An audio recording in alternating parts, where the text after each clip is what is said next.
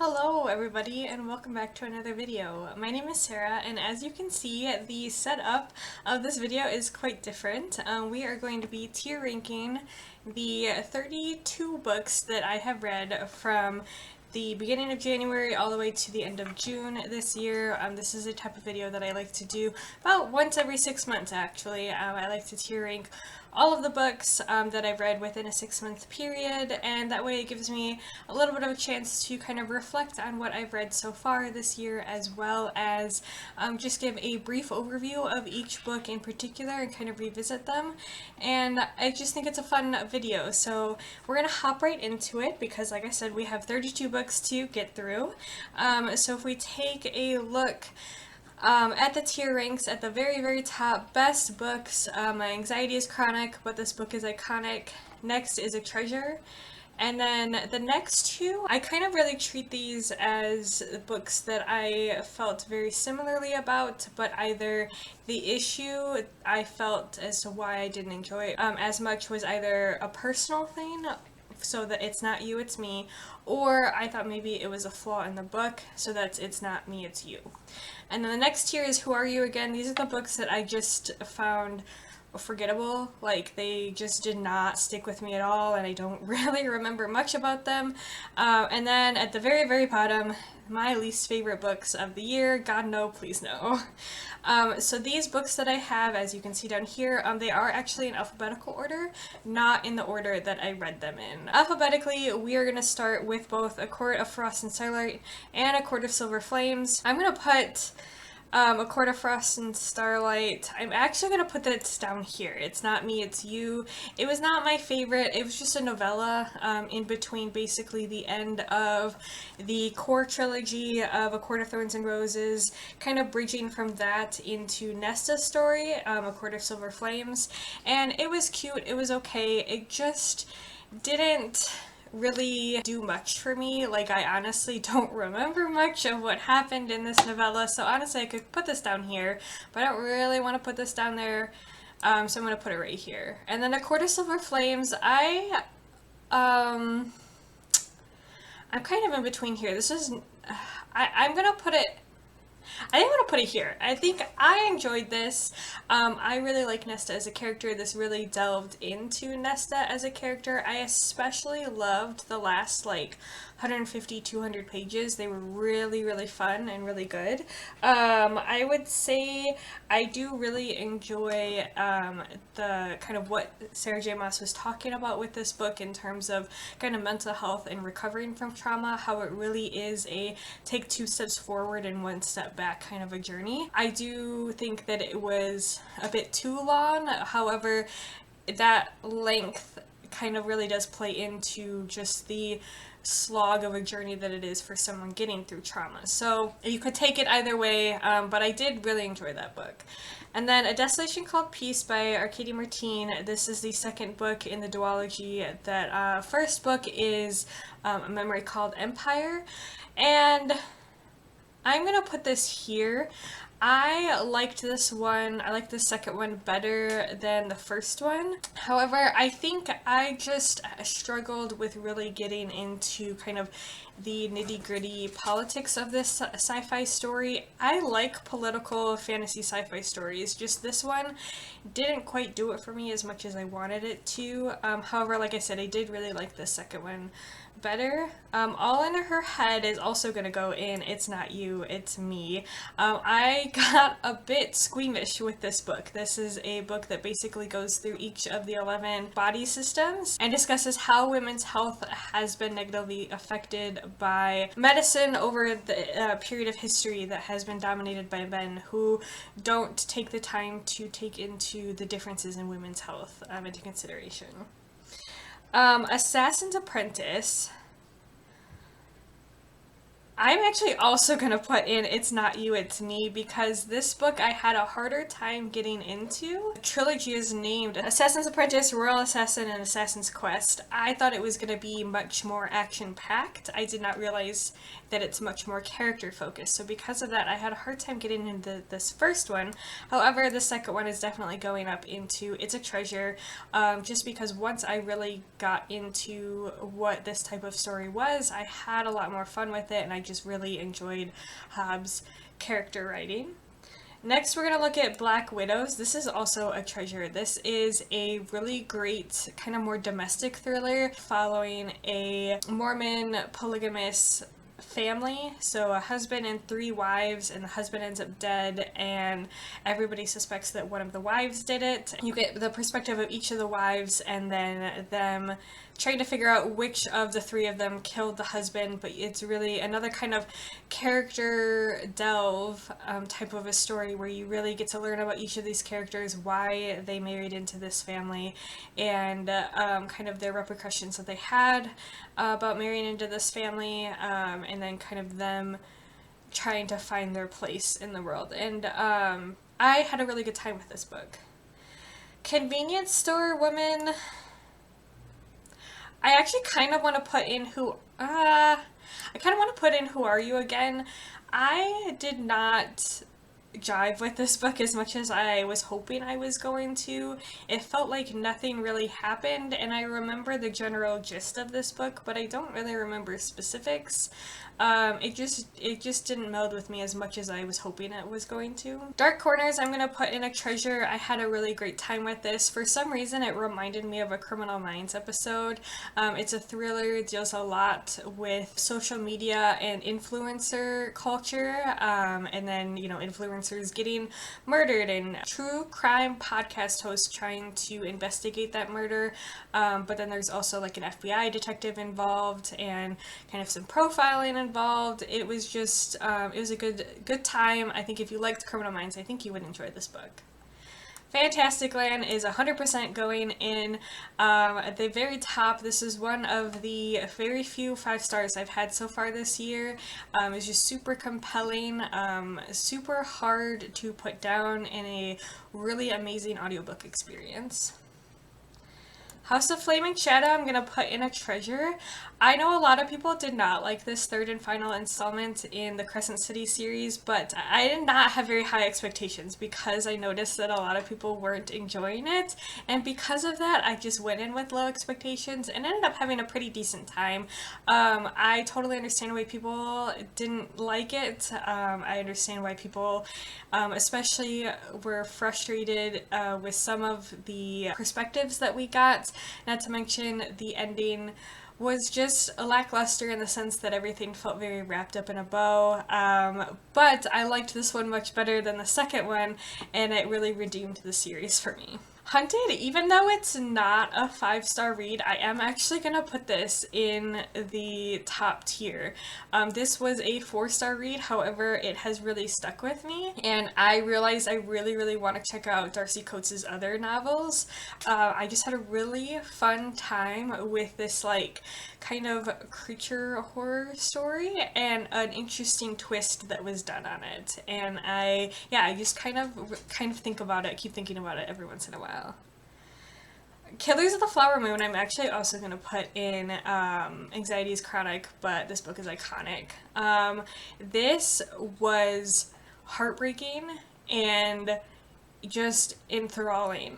This deep dive into the Osage murders and the birth of the FBI. That's what this book is about, but it really truly is focused on the Osage murders, and it's just really focused about how this atrocious tragedy has affected not only the individuals but the Osage people as a whole, and how generationally it has still affected them. have heard people say that the movie is phenomenal, but I've heard other people say that the book is even better. I just was really, really captivated by this book. Last to leave the room, I'm gonna put down here, and it's not me, it's you, because I know that I love Caitlin Starling's books. I really enjoyed her other two books with The Luminous Dead and The Death of Jane Lawrence, and this one just did not do it for me. The sense of dread ebbed and flowed in a way that mirrored my kind of interest and focus in the story, as opposed to how her other two books really had this sense of dread that just slowly escalated, and held your attention for the entirety of the book. I really liked the concept of this, but yeah, the execution just did not do it for me. Little Fires Everywhere. I'm gonna put here, It's Not You, It's Me, because I enjoy Celestine's writing, and I think Little Fires Everywhere was really great. It didn't hit me as hard as her other book, Everything I Never Told You. However, I don't think that that meant that Little Fires Everywhere was less good. I think it just wasn't quite for me. I was still very interested in it. I just think that like literary fiction is very hit or miss for me. And I feel like it hits for me when something is very, very sad. And while this had sad elements at times, it was not as just overall sad as Everything I Never Told You, which says, if I think too much about why I like sad literary fiction, it makes me worry about myself, but we're not gonna worry, don't worry, it's fine. I like books that elicit a lot of emotion, and I think that just sadness is a very interesting emotion. Anyway, moving on. Murder Under Her Skin. See, I enjoyed this, but I think I'm gonna put this in It's Not You, It's Me, because I had a good time. I just didn't enjoy this one as much as the first one, but that's because I liked the kind of gritty, like, almost sepia-toned New York setting that the first one is in, and this one didn't have that one as much. This is more in a small town, and in a circus, so I think the setting change just jarred me a bit, even though I knew it was happening. Like, I read the synopsis, but it just didn't hit me as hard. Night Bitch I'm also gonna put in It's Not You, It's Me. I think that the writing style, the fact that it was kind of a quasi stream of consciousness, quasi abstractness, didn't do it for me. I think it has to be written in a very, very, very particular way in order for that to work for me, and it just didn't work as much for me. I did find it very interesting though. It has a lot of discussion of motherhood, and it did get quite weird. But yeah, the writing style did not grip me as much as I was hoping this book was going to. And then Patricia Wants to Cuddle is definitely going in It's Not Me, It's You. While I enjoyed this book, I think that it needed to be longer. I also just didn't find it to be as humorous as people were saying it was going to be. But yeah, I definitely think it needed to be longer in order to really delve into these characters and kind of the drama in between, like, that was involved in the relationships between these characters, not to mention when the kind of horror elements started happening, they kind of came out of nowhere, there was a little bit of a lead-in, but I wanted more of a slow lead-in before the big explosion, if that makes sense. And then Royal Assassin, we are going to put in A Treasure. This was actually my favorite out of the Farseer Trilogy series. This one really, really gets into the nitty-gritty of Fitz forming these relationships and trying to figure out what he wants out of life versus what is expected and demanded of him. Not to mention the kind of political plotline really started to ramp up in this one. Savage Appetites, I'm gonna put somewhere in the middle here. I suppose we'll put it here. This was okay. This kind of delves into true crime, and women's kind of role in the development of the criminal justice system, forensic science, criminal justice in the social discussion, things like that. So it was quite interesting. It was okay. Smoke Gets You in Your Eyes, I am going to put in a treasure. This one got me really emotional at times. This is basically a memoir of Caitlin Doughty as she was working in a crematorium, and it's really just her discussion of death culture in America, the funeral industry in America, how we have really lost a sense of, I guess, ritual to death, and how America has become very sanitized. It has a very sanitized perspective of death, and kind of a at arm's length kind of perspective of death. So it's very, very interesting. It made me quite emotional at times. It's very interesting. She does narrate the audiobook herself. The Boatman's Daughter, I'm gonna put here at It's Not You, It's Me.